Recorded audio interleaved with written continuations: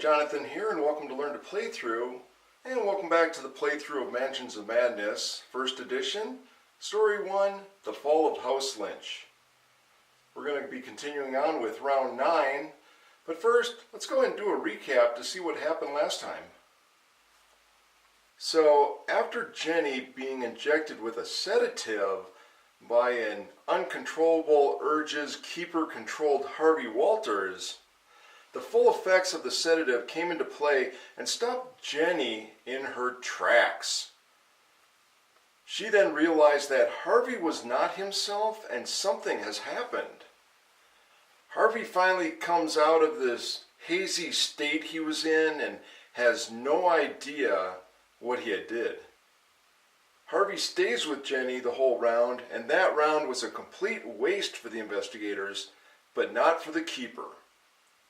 Because for the keeper, his plan is to prolong the investigators in what their objective is. And why is that? Well, on the objective card here, it says that the keeper wins if the last event card is resolved. So with that, the keeper is trying to prolong the investigators from moving around the mansion and stopping them from trying to find those clues. Now they have found one clue already, number 3A, where they came into the foyer, they smelt the burnt food, so they went over to the kitchen, and that's where they found the first clue. And that was the blackened footprints that led them across the foyer and up into the hallway, and that is where they're at the moment. So Jenny was injected with that sedative. Now after the sedative wears off and Jenny feels good enough to move, she makes her way up to the top of the stairs over there on the right, where she happens to step on a loose floorboard. So this is where the keeper went ahead and played a Mythos card, loose floorboard. The loose floorboard hinders Jenny's movement, but then she was able to hobble through a door into a hallway to see the producer of those blackened footsteps at the other end of the hallway, a humanoid engulfed in flames. With a slight scream, Harvey comes running and sees the humanoid engulfed in flames and casts his shriveling spell to put the flaming humanoid out of its misery. But the spell ends up backlashing, causing slight damage to Harvey, but worse, the knowledge of the shriveling spell is completely erased from his memory. With that, the flaming humanoid turns and charges the investigators and attacks Jenny, but easily enough, she jumps out of the way. So now, let's go ahead and continue on with round 9. So we're at the beginning of the round, and it's the investigator's turn, and we're going to go ahead and start with Harvey Walters. So Harvey Walters is standing here in hallway number 4 in front of a flaming zombie. So what are we going to have him do? Now there is a marker in hallway number 4 underneath the zombie, and it is called a room feature marker, and it is the hiding space. So one of the things that an investigator can do is actually hide from the monster.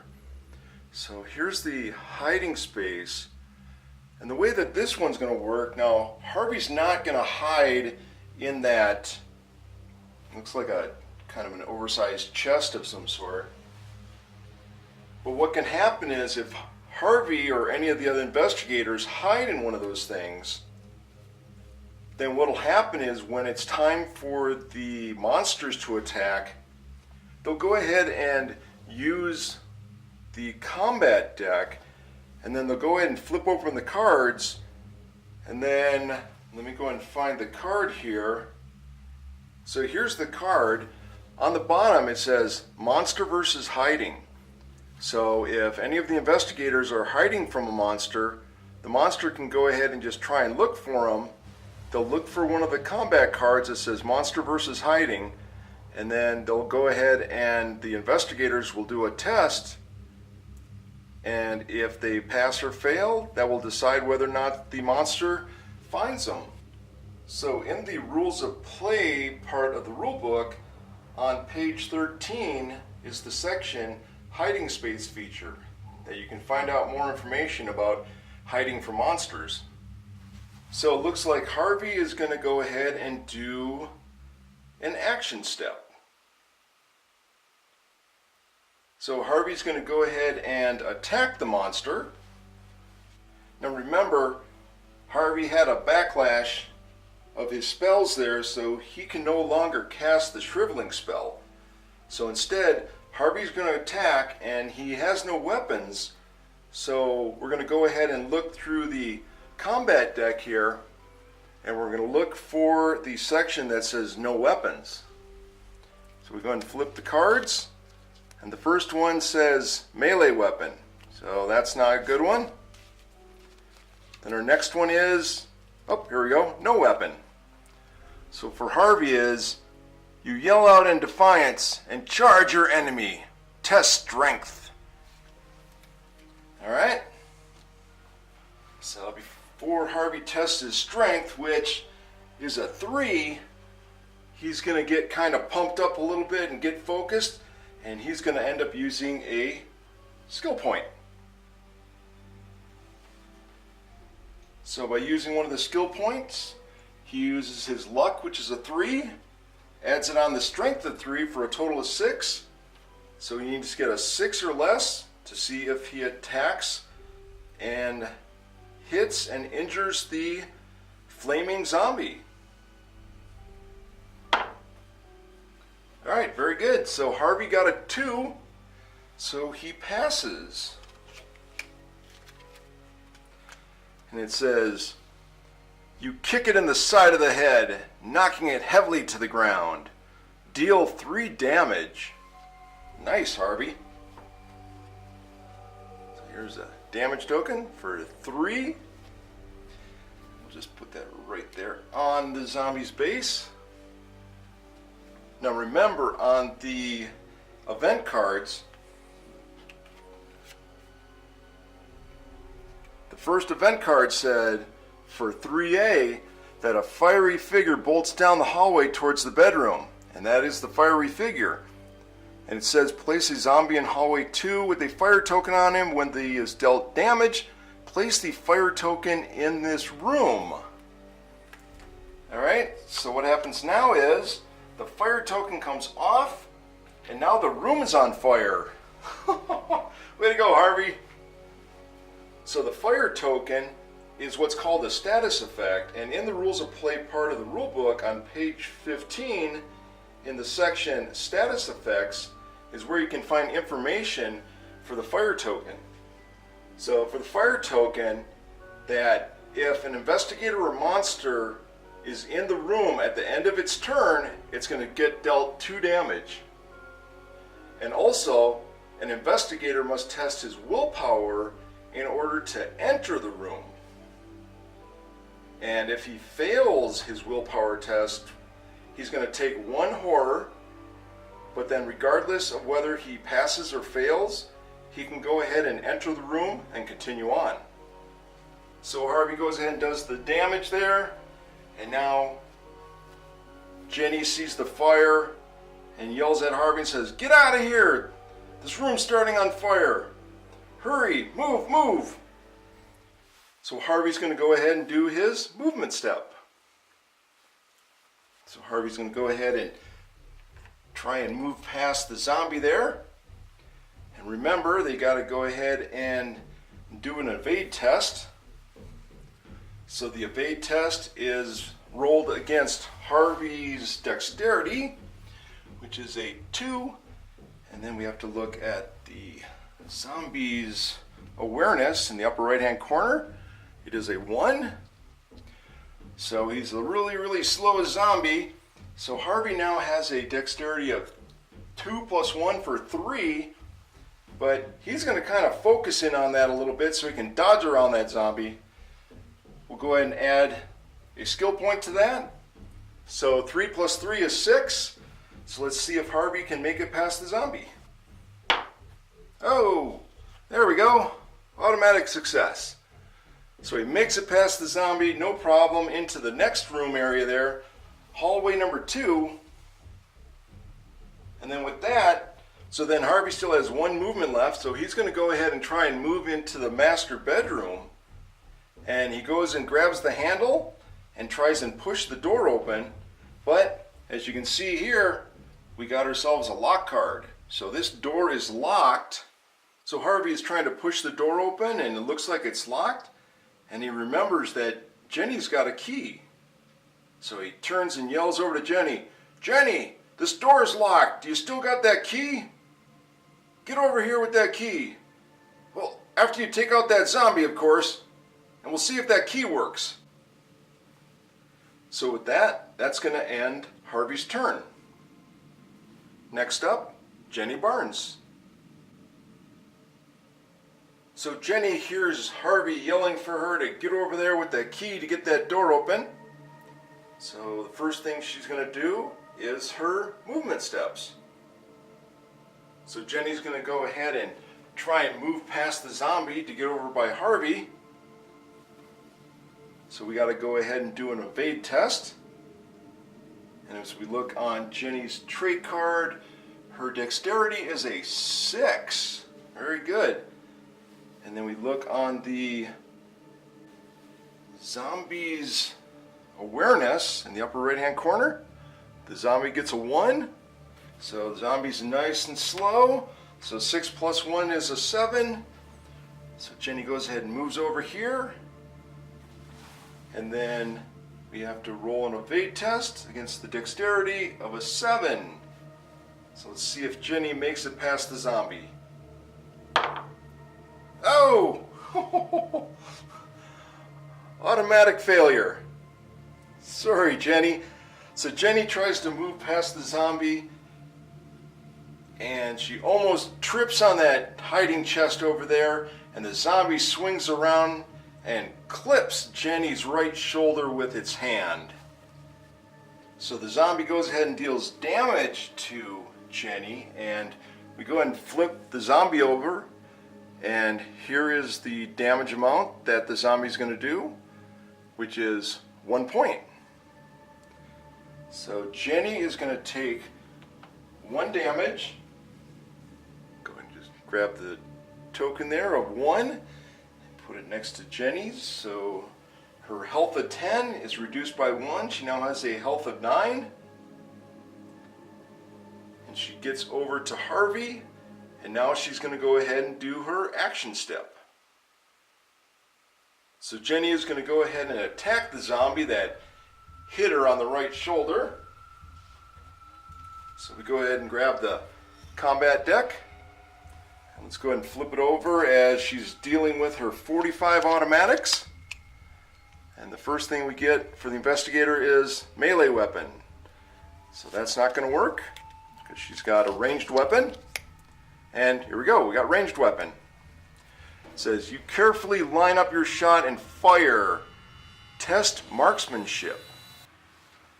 Okay, so Jenny's marksmanship is a 6, and then also on her 45 automatic says attack a monster within 2 range, which she is. She's only 1 range away, and if the monster is within 1 range, gain +2 marksmanship. Okay, so she got a 6 plus 2 is an 8. So let's see how good she does. 3. Very good. So she passes that. And it says the top half of its head is completely blown off. Deal weapon damage +2. Nice. So weapon damage for the 45 automatics is 3 points. Add 2 to that for a total of 5. The zombie has 3 on it already. That's going to be a total of 8 damage. And we flip it over and the zombie only has 5 health. So the zombie is obliterated from Jenny's 45s. Nice job, Jenny. So Jenny had done a movement to get over there, then she did her action to go ahead and shoot the zombie, killing the zombie. And now she's going to go ahead and do a movement to try and go through the door here. So we go ahead and we grab the lock card here for the master bedroom, and we flip it over, and it says locked door. The door leading into this room is locked and requires a silver key. This door is locked. But you know what? It is no longer locked because Jenny has the silver key. Discard this card when you attempt to move through a locked door to discard the locked card. And that's what she'll do. She'll go ahead and discard the silver key card to go ahead and open that door. And now with this, Jenny is going to go ahead and stay outside of the master bedroom with Harvey at the moment. And with that, that ends Jenny's turn. Next up, keeper turn. Then we move on to step 1, investigator trading step. Well, the investigators are in the same space, and they can go ahead and trade if they want. But Harvey has nothing, Jenny has her 45s, and Harvey doesn't know about the whiskey bottle that Jenny has, so pretty much they're not going to do any kind of trading. So let's go ahead and move on to step 2, gain threat step. So with there being 2 investigators, and the keeper is going to get 1 threat token per investigator, he'll get 2 threat tokens. So let's go ahead and add that to the amount. So now the 4 moves up to a 6. Now we'll move on to step 3, keeper action step. Well, the keeper has 6 threat tokens that he can use on the keeper action cards. And right now, he is so wanting to kill Jenny because Jenny just killed his favorite monster that he loves so much, the flaming zombie. So she killed off the maniac, she killed the zombie. This is really starting to piss off the keeper that he is going to retaliate and he is going to kill the one that Jenny loves the most. The keeper looks at the keeper action cards and he's got 6 threat tokens to spend, and the keeper just doesn't know what to do right now because he is so frustrated and angry with Jenny because Jenny just killed off the monster that he loves the most. Now earlier Jenny killed off the maniac, and now she just killed off his favorite monster. The keeper is just vowing to kill Jenny. Jenny is going to die. So with that, the keeper is not going to do anything during step 3, the keeper action step. Instead, he's just going to keep building up those threat tokens, and he's going to come back at the investigators really hard. So let's go ahead and move on to step 4, monster attack step. Well, as you can see, there's no longer a monster on the board. They're all gone, so we can go ahead and skip this step. And we'll go to the final step, step 5, event step. So we're going to go ahead and take a time token, and we'll go ahead and put it on the event cards. So this is card number 3, and it needs 3 of the time tokens to go ahead and flip that card. So it looks like next round we'll be seeing what card number 3 is. So that's going to end the keeper's turn. So let's go ahead and move on to round 10. So at the beginning of the round, it's the investigator's turn. And let's go ahead and begin with Jenny Barnes. So Jenny's got her 2 movement and 1 action to do. And she's going to go ahead and use a movement to enter into the master bedroom. And as she enters into the master bedroom, she notices on the floor more of the blackened footprints.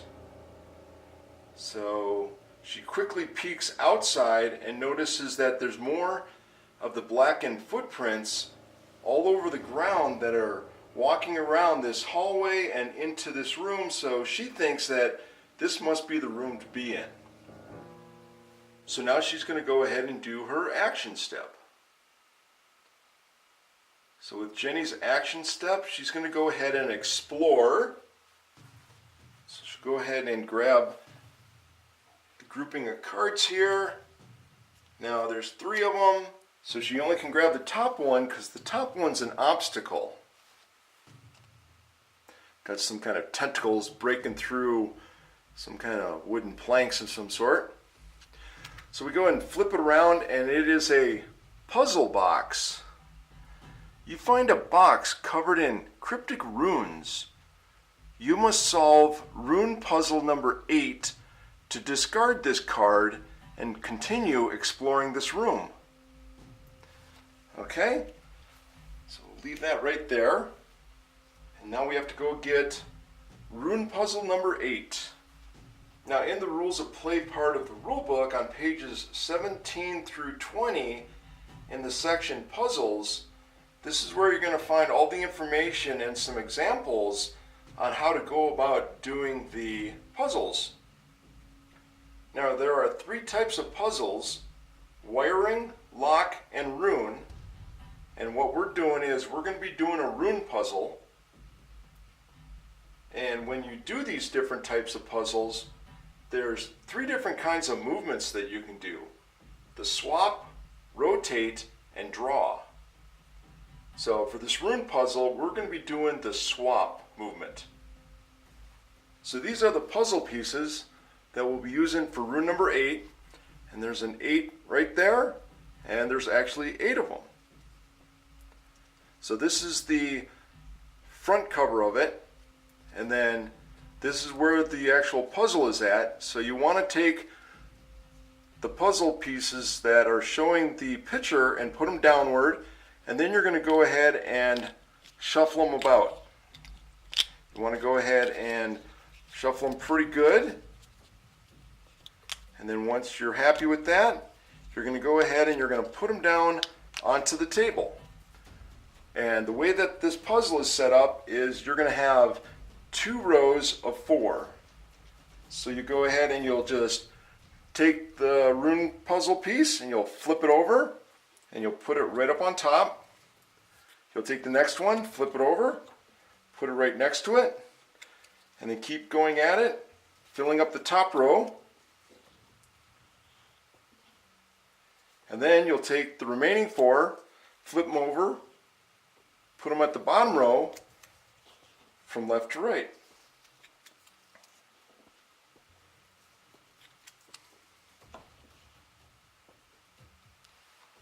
Alright, to make this a little bit easier, we're just going to go ahead and spread out these pieces a little bit.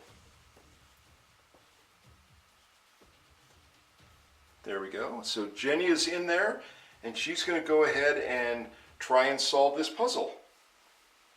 So the way that the swapping of the pieces go is all you do is you have to swap them from either left to right or up and down. And you will look on the trait card for Jenny, and she has an intellect of 4. So what that means is that Jenny can go ahead and do the puzzle 4 times to try and complete it. Now, if she cannot complete it, she can go ahead and use one of her skill points to add her luck score, which is a 3, to add that to intellect so that she can use it additional 3 times for 3 more movements. So let's go ahead and start moving these pieces around to see if she can complete it in 4 times. So as we look at the pieces, we can see that this one looks like a bottom right piece, this looks like a bottom left piece, this one is a top right piece, and then I believe this one looks like upper left. So for her first movement, Jenny's going to go ahead and swap these 2 pieces around. And then for her second movement, she's going to go ahead and move these 2 pieces around. So now that piece is where it's supposed to be in the upper right. And then for her third movement, she's going to move this one over here. And then for her fourth and final movement, she's going to go ahead and move these around. So Jenny is over there getting all kind of confused and frustrated, and she's thinking, okay, I got to concentrate. I can concentrate. So we're going to go ahead and spend a skill point. So that means that Jenny can now take her luck, which is 3, and she can go ahead and move 3 more times. So she's going to go ahead and swap these 2 out. So that's 1. And then we're going to swap this one out. So that'll be 2. And then finally this one over here to the bottom right corner. So that one will be number 3.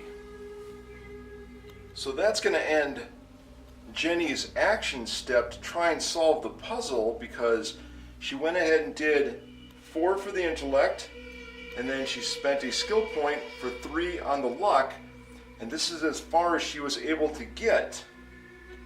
She still has 1 movement action left, but she's going to go ahead and just stay in that room. And she steps back and she's frustrated, and all of a sudden she hears Harvey snickering, and she's just looks at him and says, "What? You think you can do any better?" "Oh yeah, that's right, I forgot. You're this big puzzle solver kind of guy." "Well, go at it, mister." So with that, that's going to end Jenny's turn. Next, Harvey Walters. So Harvey's got his 2 movements and a action. So he's going to go ahead and take 1 movement step and enter into the master bedroom. And then he'll go ahead and use his action step to go ahead and explore, to go ahead and continue on with the puzzle. So when a second investigator comes in to do the puzzle, then the first investigator had gotten this far. So the second investigator, or a third or fourth investigator, depending on how many people you play with, all they'll do is they'll just go ahead and just continue on with the puzzle the way it is right here, using their intellect and any skill points. So Harvey comes up, looks at the puzzle. Interesting. Let's see. Yep, over there's a corner. Yep, okay, that's there. Looks like some kind of a tentacle thing. Yep, okay, I got it. So Harvey doesn't even have to use his intellect, because his intellect is 7, and he doesn't even have to use any of the skill points. And the reason being is that on his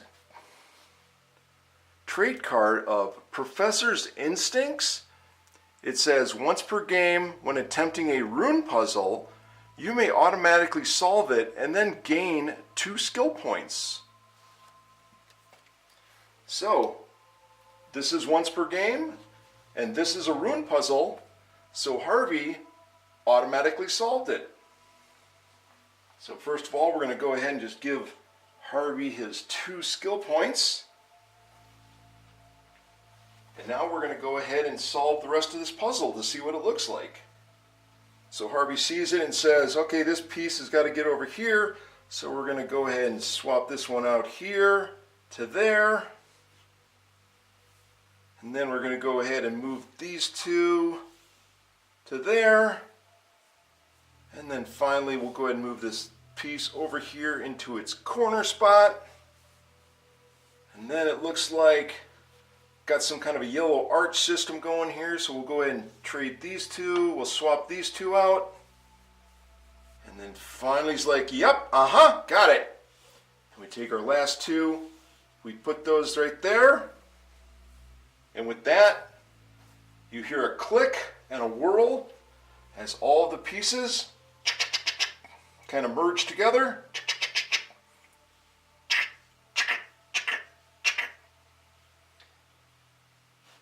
They form a puzzle piece of some kind of a large tentacle creature. So there you have it. Harvey solves the puzzle, and with that, the box flips open. Click, click, click. And now you can go ahead and reveal the rest of the exploration cards. So let's see, our next one is a clue. Clue 2A, The Fall of House Lynch. You find a journal entry dated July 5th, 1918. My wife's condition has begun to deteriorate as of late. I know it is only a matter of time and have prepared a place for her along with the other bodies deep within the ground. Okay, and then the last one is a magic phrase. It's a key. Discard this card when you attempt to move through a magical lock to discard the lock card. Interesting. Okay?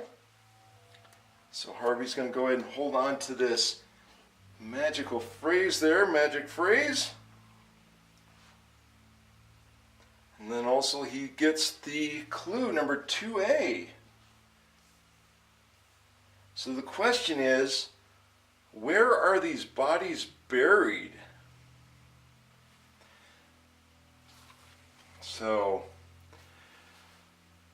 we look at the clue again. It says, wife's condition has begun to deteriorate. It's only a matter of time. I've prepared a place for her along with the other bodies. Well, we know there's a lot of bodies because Harvey found all those body parts in the kitchen, deep within the ground. So the question is, deep within the ground. Well, there seems to be two logical explanations to this. One could be deep within the ground, as in the garden, or deep within the ground is deep in the basement. So Harvey and Jenny talk it out, and they think, okay, I don't think they're going to put a bunch of bodies in the garden. He's probably going to keep them inside the house. So I think we need to go to the basement. Jenny looks at him and says, yep, I agree with that. So that's going to finish Harvey's action step. Then all of a sudden, Harvey grasps his ears with his hands and he starts yelling and screaming, and he moves over to the wall and he starts banging his head against the wall repeatedly, screaming and screaming, yelling, I can't get the voices out of my head. Where do they come from? What's going on? So what has happened now is that it is after the investigator's action turn that the keeper is going to go ahead and play a mythos card. For 2 threat tokens, we have baffling voices. Whispered voices drift down the halls. Their chanting become louder and louder. You cover your ears and start banging your head against the wall to get the voices out. Take 1 horror and 1 damage. If affected by a darkness token, take 1 additional horror. So this is going to cost the keeper 2 threat tokens. And then with that, it's going to cost Harvey 1 horror. So he's up to 7 out of 14. That makes 7 sanity left. But it gets worse because he was at 5 damage. And this one makes number 6. So he gets 6 damage on him and he has a health of 6. Harvey hits his head too many times and too hard on the wall, which then drops him to the floor, and he lays unconscious as blood begins to pour out from his head, and Harvey dies. Jenny sees this vision before her, can't believe what's going on, and she screams, "No!"